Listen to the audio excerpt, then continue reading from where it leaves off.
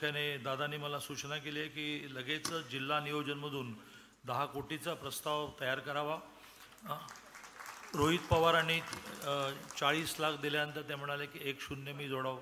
मी एका गिरणी कामगाराचा मुलगा, माझे आई वडील दोघेही गिरणी कामगार. तुमच्यासारखं सोन्याचा चमचा घेऊन जन्माला आलो नाही बाबा मी. माझ्या वडिलांना पहिला पगार महिन्याला 10 रुपये, रिटायरमेंटच्या वेळेला महिन्याला 1400 रुपये. आणि त्यामुळे मी अशी घोषणा करत नाही.